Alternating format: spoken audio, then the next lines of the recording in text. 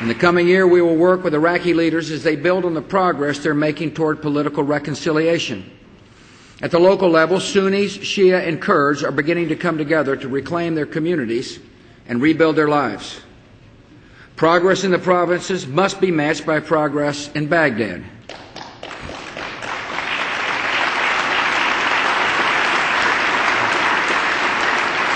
We're seeing some encouraging signs. The national government is sharing oil revenues with the provinces. The Parliament recently passed both a pension law and de-Baathification reform. They're now debating a provincial powers law. The Iraqis still have a distance to travel, but after decades of dictatorship and the pain of sectarian violence, reconciliation is taking place, and the Iraqi people are taking control of their future.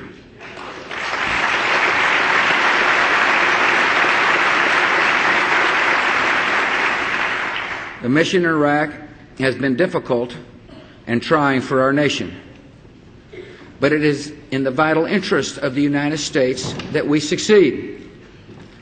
A free Iraq will deny al-Qaeda a safe haven.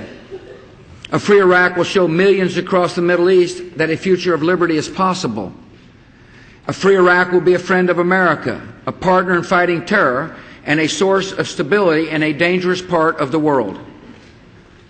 By contrast, a failed Iraq would embolden the extremists, strengthen Iran, and give terrorists a base from which to launch new attacks on our friends, our allies, and our homeland. The enemy has made its intentions clear. At a time when the momentum seemed to favor them, al-Qaeda's top commander in Iraq declared that they will not rest until they have attacked us here in Washington. My fellow Americans, we will not rest either. We will not rest until this enemy has been defeated.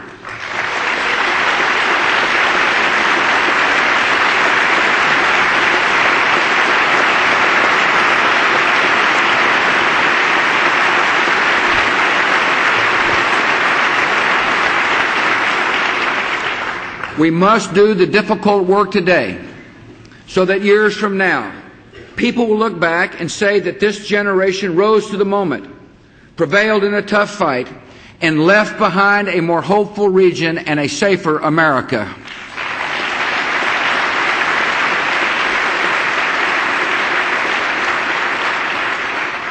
We're also standing against the forces of extremism in the Holy Land, where we have new cause for hope. Palestinians have elected a president who recognizes that confronting terror is essential to achieving a state where his people can live in dignity and at peace with Israel. Israelis have leaders who recognize that a peaceful, democratic Palestinian state will be a source of lasting security. This month in Ramallah and Jerusalem, I assured leaders from both sides that America will do, and I will do, everything we can to help them achieve a peace agreement that defines a Palestinian state by the end of this year.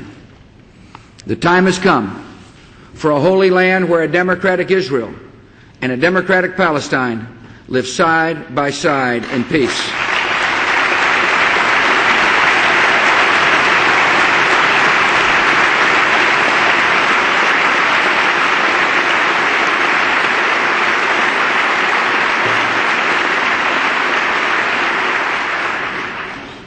We're also standing against the forces of extremism embodied by the regime in Tehran. Iran's rulers oppress a good and talented people. And wherever freedom advances in the Middle East, it seems the Iranian regime is there to oppose it. Iran is funding and training militia groups in Iraq, supporting Hezbollah terrorists in Lebanon, and backing Hamas's efforts to undermine peace in the Holy Land. Tehran is also developing ballistic missiles of increasing range and continues to develop its capability to enrich uranium, which could be used to create a nuclear weapon. Our message to the people of Iran is clear. We have no quarrel with you. We respect your traditions and your history. We look forward to the day when you have your freedom.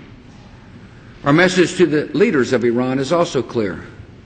Verifiably suspend your nuclear enrichment so negotiations can begin.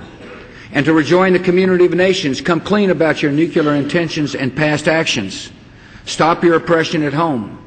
Cease your support for terror abroad.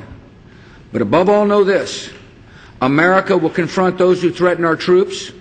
We will stand by our allies, and we will defend our vital interests in the Persian Gulf.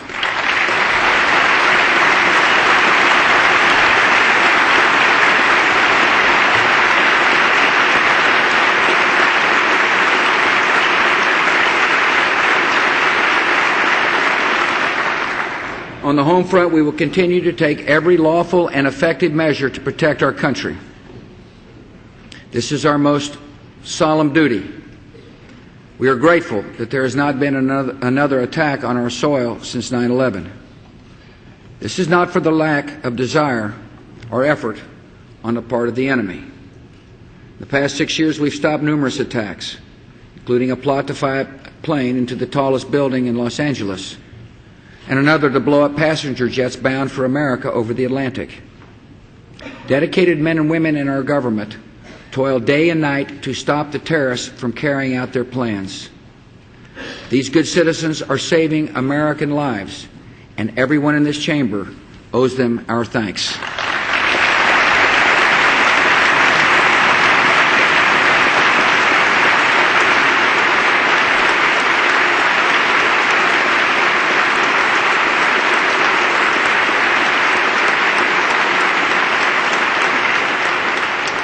And we owe them something more. We owe them the tools they need to keep our people safe. And one of the most important tools we can give them is the ability to monitor terrorist communications. To protect America, we need to know who the terrorists are talking to, what they are saying, and what they're planning. Last year, Congress passed legislation to help us do that. Unfortunately, Congress set the legislation to expire on February the 1st. That means if you don't act by Friday, our ability to track terrorist threats would be weakened and our citizens will be in greater danger. Congress must ensure the flow of vital intelligence is not disrupted.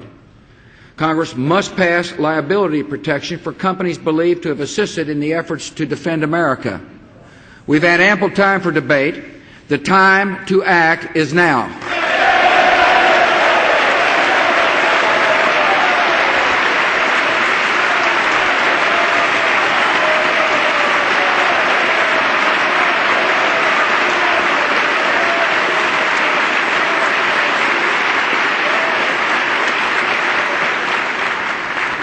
Protecting our nations from the dangers of a new century requires more than good intelligence and a strong military. It also requires changing the conditions that breed resentment and allow extremists to prey on despair. So America is using its influence to build a freer, more hopeful, and more compassionate world. This is a reflection of our national interests. It is the calling of our conscience. America opposes genocide in Sudan.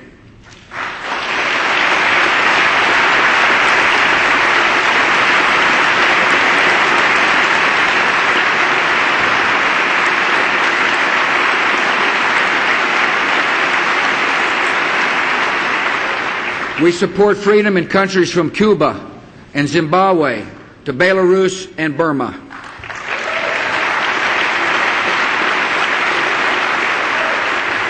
America is leading the fight against global poverty with strong education initiatives and humanitarian assistance. We've also changed the way we deliver aid by launching the Millennium Challenge account.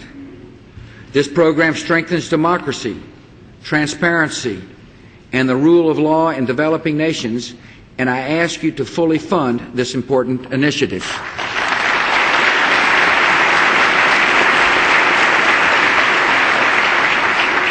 America is leading the fight against global hunger. Today, more than half the world's food aid comes from the United States. And tonight I ask Congress to support an innovative proposal to provide food assistance by purchasing crops directly from farmers in the developing world, so we can build up local agriculture and help break the cycle of famine.